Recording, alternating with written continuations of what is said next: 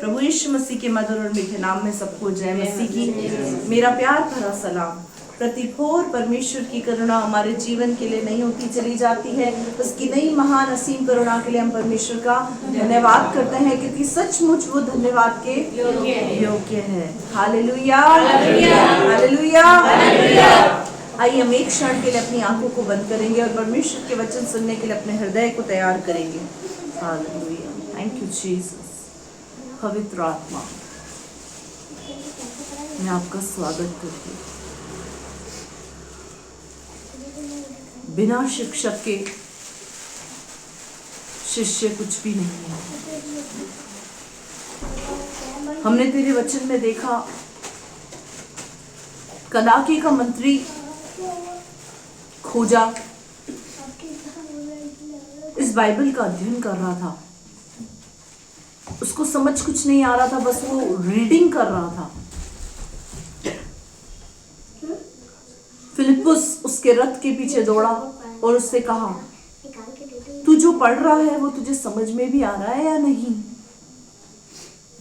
उस कदाके के मंत्री खोजा ने कहा, जब तक कोई मुझे न समझाए तो मैं कैसे समझ सकता हूं? ये सत्य है खुदा। जब तक शिक्षक हमें शिक्षा ना दे, हम कैसे सीख सकते हैं प्रभु? पवित्र आत्मा, हमारे शिक्षक, हमारे गुरु, हमारे टीचर आप हैं। आप हमारे मध्य में आइए, अद्भुत रीति से वचन के ऊपर अपना प्रकाश डालिए और मुझे अपने वचन मत्ती 10:20 के वचन के अनुसार इस्तेमाल कीजिए। मैं अपने आप को शून्य करती खुदा, मैं कुछ भी नहीं हूँ राजा। मुझ में कोई खूबी नहीं है, मुझ में कोई लियाकत नहीं है। ये तेरी दया है खुदा कि तूने मुझे यहाँ खड़ा किया है खुदा, और मैं तेरी इस दया के आगे अपने सर को झुकाती और तुझे धन्यवाद करती हूँ प्रभु। डिस्टर्बेंस की आत्मा, गड़बड़ी की आत्मा, मन भटकाने वाली आत्मा, अंधकार की तमाम शक्तियों को मैं यहाँ से इसी समय यीशु के नाम से गेट आउट कहती हूँ। पवित्र आत्मा, तेरा चलन यहाँ पर होने पाए प्रभु। हर एक गड़बड़ी, डिस्टर्बेंस, नींद दिलाने वाली, सुस्ती दिलाने वाली आत्मा यहाँ से गेट आउट होने पाए। वचन का बीज जो बोया जाता है कि जिंदगी से 100 गुना प्रतिफल लाए प्रभु। वचन के बीज चुराने वाली आत्मा को यीशु के नाम से डिस्ट्रॉय करते हैं। वॉइस को, क्लैरिटी को, विजिबिलिटी को, गूगल मीट को, यूट्यूब चैनल को, यहाँ बैठे प्रत्येक व्यक्ति को, इस स्थान को पवित्र आत्मा आपके हाथों में सौंपती। स्थान के चारों आपके पाक फरिश्ते लोग दूतों का बाड़ा बांधती खुदा। प्रभु, लाइट को तो अपने नियंत्रण में ले। पवित्र आत्मा, तू काम कर, किसी भी रीति से कोई डिस्टर्बेंस ना होने पाए। धन्यवाद करती राजा, अपने दुआ को सुना। आप बड़े, मैं घटूं, मेरे जीवन से आपको महिमा मिले। धन्यवाद के साथ प्रार्थना में चल जाने वाले प्रभु यीशु मसीह के सामर्थ्य मीठे जलाले नाम से मांगती। Hallelujah, hallelujah, hallelujah.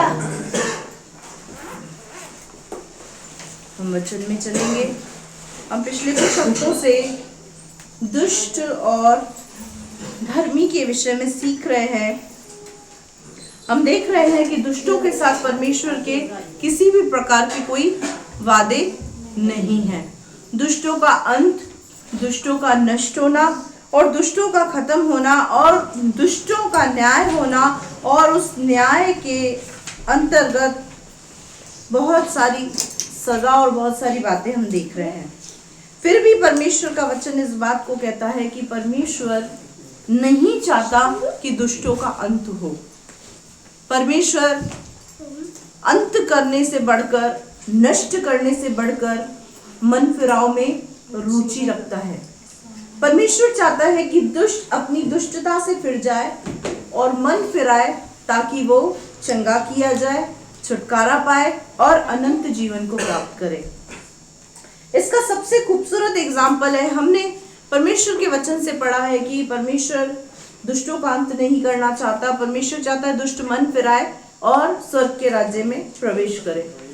यीशु मसीह ने या परमेश्वर के वचन में जो कुछ भी लिखा हुआ है वो सब बातें प्रैक्टिकल है। हर एक वचन ताया हुआ है, हर एक वचन अनुभव किया हुआ है, हर एक वचन प्रैक्टिकल किया गया है। हर एक जो वचन है वो परमेश्वर का वचन प्रैक्टिकल किया गया। उसका सबसे अच्छा एग्जाम्पल मैं आपको यहाँ से देती हूँ। यीशु मसीह जब क्रूस पर लटकाया गया था, वहां पर उसके इर्द गिर्द कौन था? 2 डाकू। उसके इर्द गिर्द कौन थे? 2 डाकू थे। 2 डाकू में से एक डाकू तो यीशु मसीह की निंदा कर रहा है, यीशु मसीह का ठट्टा उड़ा रहा है, यीशु मसीह का मजाक बना रहा है। उसने जो किया उसका उसको कोई गिल्ट नहीं है, वो यीशु मसीह का ठट्टा उड़ाने में लगा है। दुष्ट कब तक दुष्ट रहता है? जब तक वो यीशु का ठट्टा करता है, उसका मजाक बनाता है, दूसरों के ऊपर उंगली उठाता है, दूसरों पर दोष लगाता है। ये होती है दुष्टता की पहचान। लेकिन वही जो दूसरा डाकू है वो क्या कर रहा है? वो उस पहले डाकू को डांट रहा है और उसको डांट कर क्या कह रहा है? क्या तुझे परमेश्वर से कुछ भी डर नहीं लगता? तू भी वही सजा पा रहा है, मैं भी वही सजा पा रहा हूं। हमने तो गुनाह किया है, हम इसलिए सजा पा रहे हैं, लेकिन ये तो बेगुनाह है, ये निर्दोष है, इसने कोई गुनाह नहीं किया, फिर भी ये क्रूस पर लटकाया गया है। उसने क्या कहा? मैं पापी हूं, हम पापी हैं, हम पाप के अनुसार दंड पा रहे हैं। ये क्या था पता है? उसका मन फिराना, उसका पश्चाताप करना। तो केवल मन फिराना और पश्चाताप करना काफी नहीं था। तो उसने क्या कहा? यीशु जब तू आज अपने राज्य में हो तो मेरी सुधि लेना। हालेलुया। क्योंकि वो डाकू इस बात को समझ गया था कि यीशु मसीह जगत का उद्धार करता है। वो समझ गया था कि उसका राज्य पृथ्वी का नहीं है। वो समझ गया था कि वो यहाँ से स्वर्ग में जाएगा, और जब वो स्वर्ग में जाएगा तो वो, अगर मैं उसको कहूंगा कि तू मेरी सुधि रखना, तो अवश्य है कि वो पिता से जाकर कहेगा, क्योंकि वो जीवित परमेश्वर का पुत्र मसीह है। तो पुत्र कहेगा तो पिता को माननी पड़ेगी। ये बात उस डाकू को पता थी।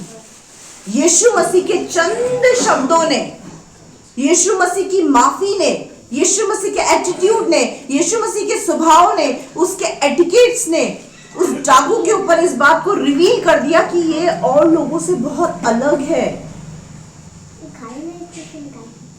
सिर्फ यीशु मसीह के कुछ शब्दों से वो समझ गया कि यीशु मसीह सब कुछ कर सकता है। और हम कितना हर रविवार को सुन रहे हैं।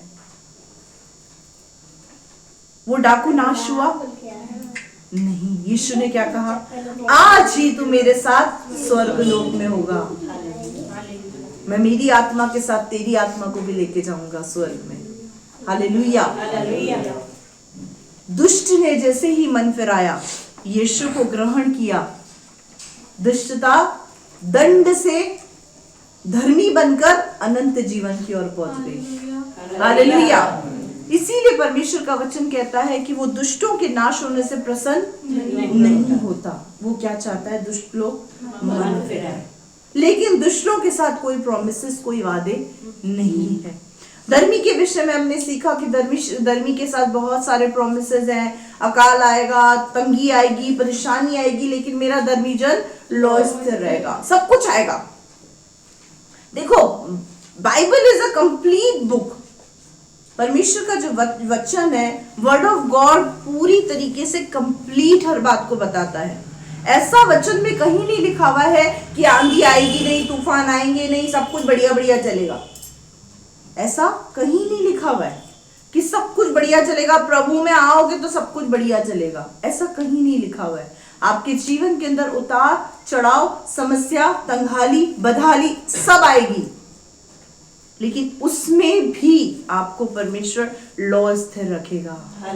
आपको डूबने नहीं देगा, आपको गिरने नहीं देगा, आपको हारने नहीं देगा, आपको निराश होने नहीं देगा। वो अपने आनंद से, अपनी शांति से, अपनी महिमा से, अपनी सामर्थ्य से आपको भरेगा। हालेलुया।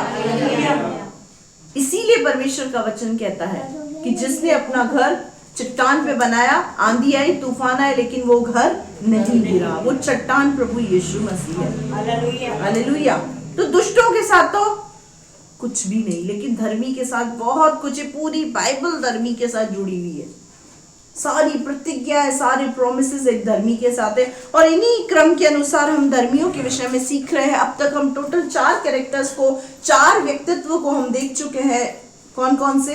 पहला पतरस, दूसरा योना, तीसरा शिमशोन, चौथा हेरोदेस। अब 5वां टॉपिक है हमारा दाऊद, जिसके विषय में परमेश्वर का वचन कहता है कि दाऊद मेरे मन के अनुकूल था, अनुकूल है। परमेश्वर ने एक ऐसे व्यक्ति का चुनाव किया जिसका नाम था दाऊद। वो परमेश्वर के मन के अनुकूल था। अब उसकी कुछ क्वालिटीज को हम देखेंगे कि परमेश्वर के मन के अनुकूल हम कैसे बन सकते हैं। दाऊद के ये टॉपिक आज कंप्लीट नहीं होगा, इसको हम धीरे धीरे 2 भागों में कंप्लीट करेंगे। लेकिन हाँ, आज आपको बहुत कुछ उसके दाऊद के चरित्र से, उसके जीवन से आपको बहुत कुछ देखने को मिलेगा, बहुत कुछ सीखने को मिलेगा कि हम परमेश्वर के मन के अनुकूल कैसे बन सकते हैं। हालेलुया। धर्मी तो है, लेकिन परमेश्वर कैसे लोगों को कैसे लोगों से प्रसन्न होता है, कैसे लोग हैं जो उसके मन के अनुकूल बन सकते हैं, हम इस चीज को देखेंगे। हम पढ़ेंगे पहला शमूएल उसका 16वां अध्याय, उसकी पहली आयत से लेकर 7वीं आयत तक हम पढ़ेंगे। आयांश चुप हो जाओ, हेडिंग पढ़ना। पहला शमूएल 16वां अध्याय 7वीं आयत। 16 से 1 से 7 तक पढ़ना है। Page number 348। हाँ। दाऊद का राज्याभिषेक। परमेश्वर ने शमूएल से कहा, मैंने शाऊल को इस्राएल पर राज्य करने के लिए तुच्छ जाना है। हाँ। तो कब तक उसके विषय विलाप करता रहेगा? हाँ, अब यहाँ पर क्या हो रहा है? परमेश्वर किससे बात कर रहा है? परमेश्वर बात कर रहा है शमूएल से। और शमूएल को क्या कह रहा है? मैंने शाऊल को अपने राज्य के लिए तुच्छ जाना है। ये शाऊल कौन था? शाऊल कौन था? राजा। शाऊल कौन था? राजा था। उसका अभिषेक किसने किया था? शमूएल ने। शमूएल ने परमेश्वर की आत्मा में होकर शाऊल का अभिषेक किया था। लेकिन यहां पर परमेश्वर शमूएल को क्या बोल रहा है? मैं शाऊल को राजा बनाकर पछता रहा हूं, मैं उसे तुच्छ जान रहा हूं। उसका कारण क्या था? मैं आपको यहां से बता देती हूँ। शाऊल का अभिषेक जो हुआ, उसके बाद भी शाऊल राजा पद से उतार दिया गया। उसका कारण क्या था? उसका कारण था शाऊल का अनाज्ञाकारिता और लालच से भरा हुआ जीवन। एक अनाज्ञाकारिता पाया हुआ व्यक्ति कभी भी परमेश्वर के मन के अनुकूल नहीं हो सकता। एक ऐसा व्यक्ति जो अनाज्ञाकारिता करता हो, आज्ञा को नहीं मानता हो, आज्ञा उल्लंघन करता हो, आज्ञाओं को तोड़ता हो, वो परमेश्वर का कभी भी मन के अनुकूल नहीं हो सकता। शाऊल का परमेश्वर ने अभिषेक करके उसको बोला था, अमालेकियों की सब कुछ चीजों को नष्ट कर देना, कुछ भी चीजों को मत रख छोड़ना। लेकिन शाऊल अपनी बुद्धि का इस्तेमाल करके उसमें से हट्टी कट्टी भेड़ बकरियों को, मेंढों को, इन सब चीजों को रख लिया और क्या सोचा, मैं इसको परमेश्वर को बलिदान चढ़ाकर परमेश्वर को प्रसन्न करूंगा। लेकिन परमेश्वर ने वहां पर शाऊल से क्या कहा? परमेश्वर ने शाऊल से कहा कि परमेश्वर बलिदानों से बढ़कर आज्ञा मानने वालों से प्रसन्न होता है। परमेश्वर बलिदानों से ज्यादा, आप ये जो दान दशमांश भेंटे देते हैं ना, और आपका जीवन आज्ञाकारिता में नहीं है, तो ये सब व्यर्थ है। ये सब व्यर्थ है, क्योंकि परमेश्वर बलिदान से भी बढ़कर आज्ञा पालन में रुचि रखता है। वो चाहता है कि लोग मेरी आज्ञा को माने। लेकिन शाऊल ने क्या किया? उसकी आज्ञा का उल्लंघन किया, उसकी आज्ञा को नहीं माना। इसीलिए परमेश्वर ने, शमूएल क्या कर रहा है? शाऊल के लिए विलाप कर रहा है। शाऊल ने गलती करी, लेकिन फिर भी क्या कर रहा है? चौड़ा हो रहा है। गलती करने के बाद जो व्यक्ति चौड़ा होता है ना, ऐसे व्यक्ति को परमेश्वर नापसंद करता है। आदम हव्वा ने अदन की वाटिका में फल खाया, पाप किया। फल तो खा लिया, पाप तो कर लिया, लेकिन उसके बाद क्या किया? उसको स्वीकार नहीं किया। रायता डोला किसके ऊपर? आदम ने हवा पर, हवा ने सांप पर। दोष लगाया, इसने कराया मुझसे, इसने कराया, इसने कराया। दोष लगाने से अच्छा है कि हम परमेश्वर के सम्मुख नम्र हो जाए, परमेश्वर के सम्मुख क्षमा मांग ले तो वो हमें क्षमा कर देगा। हालेलुया। क्योंकि परमेश्वर हमसे क्षमा को चाहता है कि हम क्षमा मांगे। परमेश्वर को पता है हमसे गलतियां हो जाती हैं अनजाने में।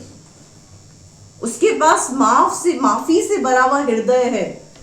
लेकिन हम क्या करते हैं पता है? माफी मांगने की बजाय दोषारोपण करते हैं और उससे भागते हैं। उससे भागे नहीं। अगर आप परमेश्वर से भागेंगे, गलती होने के बाद अगर आपने परमेश्वर से भागना शुरू कर दिया तो पता है क्या होगा? आप दूसरी गलती में फंस जाएंगे। आपसे गलती हुई, आपसे गुनाह हुआ, आपसे पाप हुआ, प्रभु की उपस्थिति में आ जाए, प्रभु के चरणों में आ जाए। जैसे ही आप प्रभु की उपस्थिति, उसके चरणों में आ जाएंगे, परमेश्वर आपको क्षमा करेगा और आपको सामर्थ्य देगा कि आप दोबारा उस गलती को ना करें। केन क्या कर रहा था? केन गलती करने के बाद चौड़ा हो रहा था और भगोड़ों की तरह भाग रहा था। तो परमेश्वर ने उसको क्या कहा? आपके जीवन भर भगोड़ा बन के भागता रहेगा। आपसे गलती हो गई, प्रभु की उपस्थिति में जाए, घुटने पे आए, प्रभु से क्षमा मांगे, वो आपको क्षमा करेगा और फ्री हो जाए, भागे नहीं। केन क्या कर रहा है? भाग रहा है। यहां पे क्या लिखा हुआ है? शाऊल ने गलती करी। शाऊल क्या कर रहा है? अपनी गलती को ढक रहा है, अपनी मानसिकता परमेश्वर को बता रहा है कि मैं तो तेरे लिए ही लाया था बलि करने के लिए, और तू ही नाराज हो रहा है। मैं सब तेरे लिए लाया था, मेरे लिए थोड़ी लाया था मैं। लेकिन परमेश्वर ने क्या कहा कि बलिदान, ये मेल बलि, ये होम बलि से अधिक मैं आज्ञा मानने वालों से प्रसन्न होता हूं। हालेलुया। तो इसका मतलब पहला पॉइंट, जो व्यक्ति परमेश्वर की आज्ञा को मानता है वही परमेश्वर के मन के अनुकूल हो सकता है। अब यहाँ क्या हुआ? शमूएल को परमेश्वर ने स्पष्ट कहा, मैं अब उसको राजा के पद पे नहीं देख सकता, मैंने उसको तुच्छ जाना है, तू उसके लिए विलाप मत कर, तू मत रो, उसके लिए मध्यस्थता मत कर। कई बार परमेश्वर हमें भी मना कर देता है कि ये व्यक्ति ढीठ है, ये व्यक्ति जिद्दी है, ये व्यक्ति कठोर है, इसके लिए मध्यस्थता मत कर। और यहाँ पर शमूएल को क्या कहा? इस व्यक्ति के लिए तू मध्यस्थता मत कर, क्योंकि ये नहीं समझेगा। आगे, अपने सींग में तेल भरकर चल, मैं तुझको बेतलहमवासी यिशै के पास भेजता हूँ, क्योंकि मैंने उसके पुत्रों में से एक को राजा होने के लिए चुना। हालेलुया। अब क्या कहा? अब तू उठ और तेल ले। तेल किस चीज को दर्शाता है? तेल अभिषेक को दर्शाता है। क्या बोला? अभिषेक का तेल ले और बैतलहम वासी यिशै के पास चल, उसके 8 पुत्र है, उसके 8 पुत्रों में से मैंने एक पुत्र को चुना है कि मैं उसको शाऊल की जगह पर राजा बनाऊं। तो ये बात तो तय है कि अगर प्रभु हमें देना जानता है तो वो हमसे लेना भी जानता है। अभिषेक पा लिया हमने, और अगर उस अभिषेक को बर्बाद किए जा रहे हैं तो प्रभु वो अभिषेक हमसे छीन कर किसी और को दे देगा। वो किसी और को दे देगा। वो अपना कार्य आपके थ्रू ही करवाएगा और आप पर ही निर्भर बना रहेगा। ऐसा नहीं है। शाऊल को गलतफहमी थी कि मैं राजा बन गया तो मैं कुछ भी कर सकता हूं, लेकिन इस गलतफहमी को परमेश्वर ने दूर कर दिया। अभी तक शाऊल को समझ में नहीं आ रहा है कि इसके साथ हो क्या रहा है। उसकी आंखें बंद हो चुकी हैं, क्योंकि उसने अभी तक किसी प्रकार का कोई क्षमा वाला शब्द यहाँ पर नहीं बोला है। आगे पढ़ो। शमूएल बोला, मैं कैसे जा सकता हूँ? यदि शाऊल सुन लेगा तो मुझे घात करेगा। परमेश्वर ने कहा, एक बछिया साथ ले जाकर कहना, मैं परमेश्वर के लिए यज्ञ करने को आया हूँ। शमूएल ने क्या बोला परमेश्वर को कि मैं कैसे जा सकता हूँ? यदि शाऊल सुन लेगा तो मुझे घात करेगा। यानी सोचो कितना डेंजरस बन चुका था शाऊल। अनाज्ञाकारिता करने वाला व्यक्ति डेंजरस बन जाता है। किसके लिए? खुद के लिए भी और उसके साथ रहने वालों के लिए भी। अभी कितना डेंजरस हो चुका है। शमूएल जिसने उसका अभिषेक किया, जो नबी है, उसका गुरु है, उसका शिक्षक है, उसका टीचर है, वो उससे डर रहा है कि मैं कैसे जाऊं, उसको पता चलेगा तो मेरा घात कर देगा, खत्म कर देगा, मुझे वहां जाने से रोक देगा। परमेश्वर ने उसको क्या कहा? तू बछिया लेकर जा और तू उसको बोल मैं यज्ञ करने जा रहा हूं, उसको कुछ पता मत, साइलेंटली काम कर।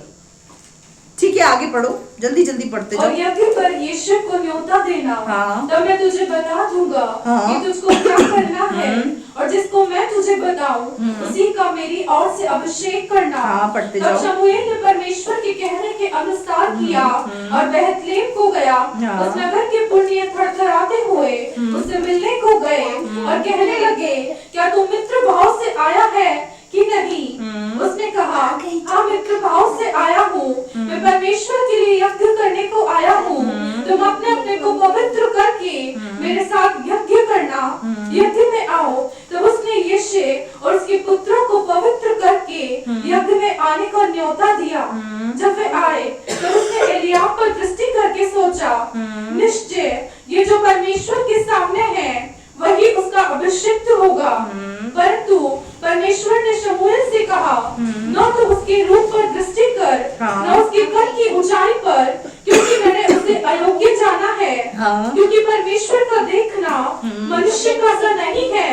मनुष्य तो बाहर का रूप देखता है, परंतु परमेश्वर की दृष्टि मन पर रहती है। हालेलुया।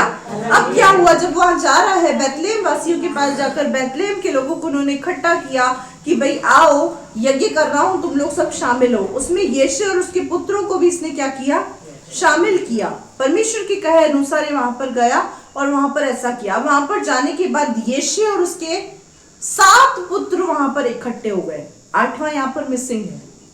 7 पुत्र वहां पर इकट्ठे हुए। जब उन पुत्रों को देखा तो शमूएल ने क्या देखा, हाँ पक्का परमेश्वर ने इसका अभिषेक करने के लिए मुझे भेजा है। जब उसका एक पुत्र सामने आया तो शमूएल को क्या लगा, परमेश्वर ने इसी को ही चुना होगा। क्यों पता है? क्योंकि वो लंबा था, कद काठी में हट्टा कट्टा था। क्योंकि जो दाऊद के जो भाई थे ना, वो सारे भाई कौन थे? सैनिक थे, योद्धा थे। तो योद्धा की बॉडी कैसी होती है? परफेक्ट होती है। जो योद्धा होते हैं, युद्ध में होते हैं, आप लोगों ने फौजी लोगों को देखा है कैसे होते हैं? अप टू डेट, बिल्कुल उनकी बॉडी, उनकी कद काठी, उनका उठना बैठना, उनका बोलना बिल्कुल स्ट्रांग होता है। तो इसी तरीके से शमूएल जब अभिषेक करने जा रहा है तो शमूएल ने वो कद काठी और वो सब चीजें उसके अंदर देखकर क्या कहा, हाँ परमेश्वर ने इसी के अभिषेक के लिए मुझे भेजा होगा। लेकिन यहाँ परमेश्वर एक बहुत खूबसूरत बात को वहां पे बोल रहा है शमूएल को। जैसे ही शमूएल उसका अभिषेक करने जा रहा है, परमेश्वर ने क्या कहा था शमूएल को, जिसका मैं कहूं उसका ही तुझे अभिषेक करना है। यानी मेन इंपॉर्टेंट पॉइंट इज परमेश्वर के द्वारा ही एक व्यक्ति खड़ा होता है। परमेश्वर मनुष्य का अभिषेक करता है सेवा के लिए। परमेश्वर एक व्यक्ति को अपॉइंट करता है, हम लोग नहीं। शमूएल के मन में किसने डाला था? परमेश्वर ने। अगर आपको परमेश्वर सेवा के लिए खड़ा करना चाहेगा तो हमारे मन में अपने आप डाल देगा कि इस व्यक्ति को अपॉइंट कर मेरी सेवा के लिए, इसको लीडर बना, इसको लीडरशिप में ले। वो परमेश्वर के आत्मा का काम है। लेकिन यहाँ पर क्या हुआ, शमूएल कद काठी को देख रहा है।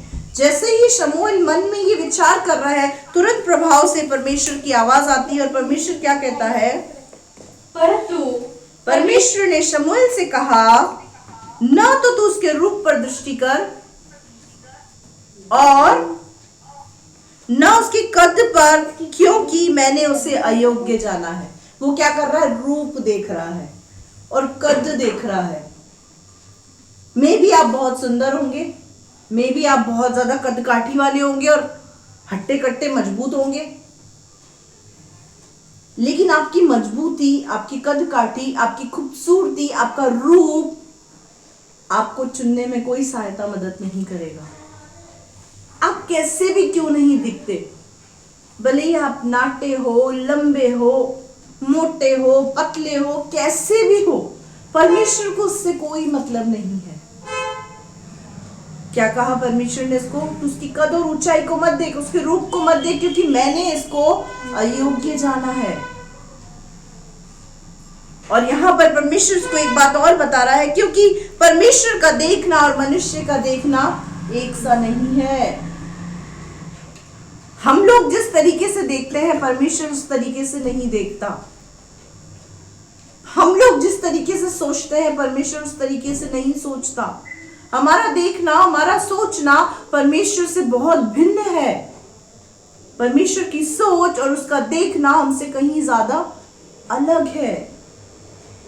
और यहाँ पर क्या कह रहा है कि परमेश्वर का देखना मनुष्य का देखना एक सा नहीं है। मनुष्य तो बाहर का रूप देखता है, परंतु यहोवा की दृष्टि मन पर होती है। Hallelujah, hallelujah. परमेश्वर की दृष्टि किस पर होती है? मन पर होती है। द सेकेंड थिंग इज अपने मन को पवित्र रखें। यहोवा के मन के अनुकूल होना चाहते हैं ना, अपने मन को पवित्र करें। रूप संवारा तो क्या हुआ? मन का संवरना जरूरी है। हम लोगों ने 2 साल पहले एक स्किट किया था, बहुत अच्छा स्किट था। रूप संवारा, रंग सजाया, अंत समय कुछ काम ना आया। भाई जीतू ने इसका प्रदर्शन किया था और बहुत खूबसूरत स्किट है। आप YouTube चैनल के अंदर उस स्किट को जाके देख सकते हैं। जब वहां पर न्याय का समय आया तो न्याय के समय कुछ तो रूप संवारने में थे, कुछ धन इकट्ठा करने में थे, कुछ ट्रॉफीज इकट्ठा करने में थे, लेकिन वो सब कुछ फेल हो गया। एंड में वो कुछ भी काम नहीं आया। एंड में क्या काम आया पता है? आज्ञा पालन, प्रेम, अपने मन को, अपने शरीर को, अपने जीवन को पवित्र रखना, बस, और कुछ भी नहीं। बहुत अच्छा स्किट था और उसका डायलॉग बहुत अच्छा था। रूप संवारा, रंग सजाया, अंत समय कुछ काम ना। मन पर कोई दृष्टि नहीं डालता, लेकिन परमेश्वर मन पर ही डालता है। उसके मन के अनुकूल होना है, आज्ञाकारी हो जाए। अपने मन को पवित्र रखें, क्योंकि सारा गड़बड़ जाला मन से ही शुरू होता है। हम यहाँ बैठे हैं, मन कहाँ घूम रहा होगा? सब्जी मंडी, ठेले पर अमरूद खरीद रहा होगा। ऐसा है हमारा मन, बिना पासपोर्ट वीजा के स्विट्जरलैंड, अमेरिका, दुबई होके आ जाता है, बिना पासपोर्ट वीजा के। ये है मन। ये सारा जो मन का गड़बड़ जाला है ना, उसको कंट्रोल करें। सारा खेल मन का है। हर चीज मन में आती है, हर चीज। जब हम अच्छा कुछ बोलते हैं तो हम क्या बोलते हैं? मेरी आत्मा ने मुझसे कहा। लेकिन जो सारे गड़बड़ जाले वाले काम होते हैं वो कौन कराता है? मन। मेरे मन ने कहा इससे बात मत कर, इसीलिए मैं इससे बात नहीं करती, इससे बात नहीं करता। मेरे मन ने कहा इसको थप्पड़ लगा दे खींच के, मैं थप्पड़ लगा दी। मेरे मन में आ रहा था उसको 2 गाली बकूं, बक दी मैंने। आज बहुत मन कर रहा था दारू पीने का, यही सब होता है ना। आज बहुत मन था ऐसा करने का। तो ये मन है ना, इसको थोड़ा सा कंट्रोल करें।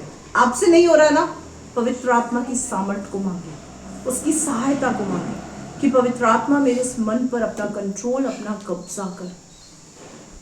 मेरी प्रार्थना के अंदर एक प्रार्थना ये भी होती है, पवित्र आत्मा मेरी 5 इंद्रियों पर अपना कंट्रोल और अपना कब्जा ले ले। क्योंकि हमारी इंद्रियां है ना, वो बहुत खतरनाक है। जो हमारी 5 इंद्रियां है ना, वो थोड़ी गड़बड़ डालती हर चीज में।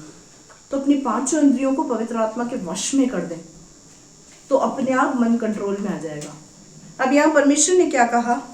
परमेश्वर ने कहा मनुष्य तो बाहरी रूप को देखता है, लेकिन मेरी दृष्टि मनुष्य के मन पर होती है। आगे बढ़ो।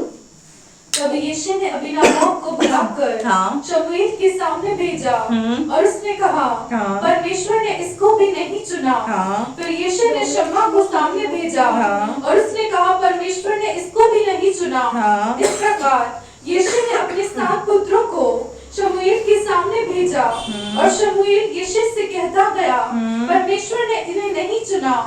तब शमूएल ने यीशु से कहा, क्या सब लड़के आ गए? अब क्या हुआ? एक एक करके 7 जने आ गए। 7 खड़े होंगे लाइन में। जैसे एक डिस्क्वालीफाइड हुआ होगा, दूसरा बड़ा खुश हुआ होगा, पक्का मेरा नंबर है। दूसरा क्या सोच रहा होगा? पक्का मेरा नंबर है, इसको डिस्क्वालीफाइड कर दिया। जो तीसरा होगा वो भी अंदर अंदर प्रार्थना कर रहा होगा, ये भी डिस्क्वालीफाइड हो जाए, मेरा नंबर आ जाए। ऐसे करते करते करते करते 7 डिस्क्वालीफाइड हो गए। 7 व्यक्तियों को परमेश्वर परमेश्वर ने नहीं चुना। अब शमूएल ने क्या कहा, यिशै से पूछा, भाई साहब आपके और कोई बच्चा है क्या? ये सातों तो परमेश्वर की दृष्टि में अयोग्य हैं, इन सातों को परमेश्वर ने नहीं चुना है। तो अब यहाँ पर यिशै क्या बोल रहा है? वह बोला नहीं, छोटा तो रह गया। अरे वो बोला छोटा तो रह गया, पर उसका क्या करोगे? वो किसी काम का नहीं है, वो किसी काम का नहीं है। जो किसी के काम का नहीं, वो खुदा के काम का है। हालेलुया। जो किसी के काम का नहीं है ना, जो सबसे तिरस्कृत है, सबसे तुच्छ जाना हुआ है, सबसे ठुकराया हुआ है, वही खुदा को चाहिए। हालेलुया। क्योंकि वो जब मोहब्बत करेगा ना खुदा से, तो खतरनाक मोहब्बत करेगा। पता है क्यों? क्योंकि दुनिया ने उसको ठुकराया। जब खुदा उसको गले लगाता है ना, तो वो खुदा को ही अपना सब कुछ मान लेता है। हालेलुया। अगर आप भी यहाँ पर अपने परिवार से, अपने घर से, अपने समाज से, अपने रिश्तेदारों से, अपनों से ठुकराए हुए हैं, तो आपकी जरूरत खुदा को है। हालेलुया। कोई मुझसे प्यार नहीं करता, हम अक्सर ये बोलते हैं ना, कोई मुझे नहीं समझता, कोई मुझसे प्यार नहीं करता। आज के बाद क्या बोलेंगे पता है? यीशु मुझसे प्यार करता है, यीशु मुझे समझता है, वो मुझे जानता है, वो मुझे पहचानता है, ये मेरे लिए काफी है। कोई समझे या ना समझे, उसका समझना काफी है, काफी है। बस तू समझता है ना खुदा, तू प्यार करता है ना, काफी है। हालेलुया। आगे पढ़ो बेटा। और वो भेड़ बकरियों को चरा रहा है। वो छोटा है, वो कुछ नहीं करता। ये तो सात मेरे गबरू जवान है, ये सात तो मेरे गबरू जवान है, वो तो खाली भेड़ बकरी चराता है, कुछ नहीं करता है। वो किसी काम का नहीं है, वो भेड़ बकरी चराने का काम करता है। एक भेड़ बकरी चराने वाला छोटा दाऊद, यानी छोटा बच्चा, खुदा को भाग गया। अब मैं बताऊं कि क्यों भाग गया। पढ़ो आगे। शमूएल ने यिशै से कहा, उसे बुलवा भेज, क्योंकि जब तक वो यहाँ ना आए, तब तक हम खाने को ना बैठेंगे। आगे पढ़ो। तब वो उसे बुलाकर भीतर ले आया, उसकी तो लाली झलकती थी। लाली झलकती थी, यानी सोचो कितना छोटा होगा वो। 18 साल के व्यक्ति के चेहरे से लाली नहीं झलकती है, वो बालिग हो जाता है, जवान हो जाता है। लेकिन एक छोटा 10-12 साल का बच्चा होता है, उसके शक्ल से लाली झलकती है। वो कितना सुंदर था, रूपवान था, उसकी शक्ल से लाली झलक रही, इतना छोटा बच्चा है। आगे। और उसकी आंखें सुंदर, आंखें सुंदर, बड़ी बड़ी सी। और उसका रूप सुडौल था। तो परमेश्वर ने कहा, उठकर इसका अभिषेक कर, यही है। हालेलुया। क्या कहा? उठकर इस छोटे दाऊद का अभिषेक कर, क्योंकि यही है जिसको मैंने चुना है। हालेलुया। परमेश्वर हमारे अंदर छुपे इनर मैन को देख लेता है। हमारे अंदर क्या है ना, उसको सब पता है। शमूएल को क्या कहा? इसका अभिषेक कर। शमूएल वहां पे कोई आर्ग्यूमेंट नहीं कर रहा है। क्या प्रभु तेरे को क्या छोटा बच्चा दिख रहा है? क्या वो मिस्टेक हो गई कि मोतियाबिंद आ गया क्या आपकी आंखों में? इतने बड़े बड़े हट्टे कट्टे गबरू जवान छोड़ के इतने छोटे से बच्चे को, जिसको कुछ आता जाता नहीं, सिर्फ भेड़ बकरी चराता है, इसका चुनाव कर रहे हो? क्यों परमेश्वर ने इसका चुनाव किया? इसको खत्म करके मैं आपको बताती हूँ। तब शमूएल ने अपना तेल का सींग लेकर उसके भाइयों के मध्य में उसका अभिषेक किया, और उस दिन से लेकर भविष्य को परमेश्वर का आत्मा दाऊद पर बल से उतरता रहा। तब शमूएल उठकर रामा को चला गया। हालेलुया। दाऊद का अभिषेक होने का जो सबसे पहला कारण था, पता है क्या था? उसके अंदर अपने पिता के प्रति आज्ञाकारिता थी, अपने बाप के प्रति। स्वर्गीय पिता के प्रति तो बाद में, अपने माँ बाप के प्रति सबसे पहले आज्ञाकारी बनो। आपसे जो बड़े हैं आपके घर में, उनकी आज्ञाकारी बनो, उनकी अधीनता में आओ। पिता की भेड़ बकरियों को बड़ी ईमानदारी और वफादारी के साथ ही संभालता था, और ये वफादारी, ये आज्ञाकारिता परमेश्वर ने उसके अंदर देखी कि जो जो अपने पिता के प्रति इतना आज्ञाकारी और इतना वफादार है, वो मेरी सेवा के प्रति कितना वफादार होगा, वो मेरे कार्य के प्रति कितना वफादार होगा। परमेश्वर आपके अंदर वफादारी को देखता है, आपकी ईमानदारी को देखना चाहता है, आपकी आज्ञाकारिता को देखना चाहता है, आप अपने से बड़ों का कैसा आदर करते हैं वो देखना चाहता है। क्योंकि जो व्यक्ति अपनों से बड़ों का आदर नहीं करता है, वो परमेश्वर का आदर कभी नहीं कर सकता, क्योंकि परमेश्वर को आपने कभी नहीं देखा। उसके अंदर एक क्वालिटी थी, अपने पिता की भेड़ बकरियों को पूरी तरीके से प्रोटेक्ट रखता था, अपने पिता की आज्ञाकारिता में चलता था। उसके 7 भाई निठल्ले थे, वो बाप को कुछ नहीं समझते थे। उसके जो 7 भाई थे ना, उससे ये सबसे ज्यादा डिफरेंट था। छोटा भी था, लाडला भी था, लेकिन आज्ञाकारी भी था। हर जगह पे आप उसकी आज्ञाकारिता को देखोगे। आगे पढ़ो पढ़ो, आगे पढ़ो। अब क्या हुआ, जैसे उसका अभिषेक किया, अभिषेक करते ही दाऊद के ऊपर परमेश्वर का आत्मा बल से उतरता गया। अगर आप चाहते हैं परमेश्वर का आत्मा आपके अंदर कार्य करे, तो आपका अभिषेक होना बहुत जरूरी है। आपका अभिषिक्त होना बहुत जरूरी है, आपको अनॉइंटेड होना बहुत जरूरी है, अभिषेक का पाना बहुत जरूरी है। बल से आत्मा यहाँ पर उतर रहा है। अब आगे पढ़ो। परमेश्वर का आत्मा शाऊल पर से उठ गया, हाँ। और परमेश्वर की ओर से एक दुष्ट आत्मा उसे घबराने लगा। अब क्या हुआ, जो शाऊल राजा बना हुआ था ना, उसके ऊपर से परमेश्वर का आत्मा उठ गया, और अब क्या हुआ, दुष्ट आत्मा आ गया। ये बात याद रखना, जब आपके शरीर के ऊपर से परमेश्वर का आत्मा उठ जाएगा, पवित्रता चली जाएगी, अनाज्ञाकारिता में आप आ जाएंगे, तो दुष्ट आत्मा आपके ऊपर आ जाएगा। 2 ही आत्मा है जो इस जहान में कार्य कर रही है। एक परमेश्वर का आत्मा, जिसको हम कहते हैं पवित्र आत्मा, दूसरा है दुष्ट आत्मा। ये 2 ही आत्मा है। तीसरी आत्मा हमारे अंदर है। उस आत्मा के ऊपर किस आत्मा का प्रभाव आपको चाहिए, ये निर्णय आपको लेना है। पवित्र जीवन आपको जीना है। परमेश्वर रास्ता दिखाएगा, चलना आपको है। शिक्षक, अगुवे, प्रभु के दास दासी आपको रास्ता दिखाएंगे, चलना आपको है। हाथ पकड़ के कोई नहीं चलाएगा, आपको ही चलना पड़ेगा।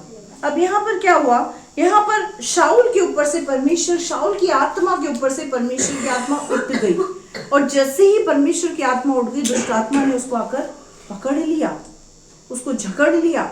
अंधकार की शक्तियों ने उसको पकड़ लिया, और जब पकड़ लिया तो क्या हुआ, पढ़ो पढ़ो। तब शाऊल के कर्मचारियों ने उससे कहा, हाँ। सुन, परमेश्वर की ओर से एक दुष्ट आत्मा तुझे घबराता है। हाँ। हमारा प्रभु अपने कर्मचारियों को जो उपस्थित है, हाँ। आज्ञा दे कि वे किसी अच्छे वीणा बजाने वाले को ढूंढ ले आए, और जब जब परमेश्वर की ओर से दुष्ट आत्मा तुझ पर चढ़े, तब तब वो अपने हाथ से बजाए और तू अच्छा हो जाए। शाऊल ने अपने कर्मचारियों से कहा, अच्छा, एक उत्तम वीणा वादक देखो और उसे मेरे पास लाओ। तब एक जवान ने उत्तर देके कहा, सुन, मैंने बेथलेहम वासी यिशै के पुत्र को देखा, जो वीणा बजाना जानता है, और वो वीर योद्धा भी है, और बात करने में बुद्धिमान और रूपवान भी है, और परमेश्वर उसके साथ रहता है। अब परमेश्वर के मन के अनुकूल बनने की क्वालिटी बता रही हूँ आपको। पहले आज्ञाकारिता, दूसरा मन को पवित्र रखना, तीसरा एक ट्रू वर्शिपर, सच्चा आराधक। परमेश्वर के वचन में, यूहन्ना के वचन में पढ़े, अभी हम इसको पढ़ेंगे, यूहन्ना 4 का 23 और 24 हम पढ़ेंगे।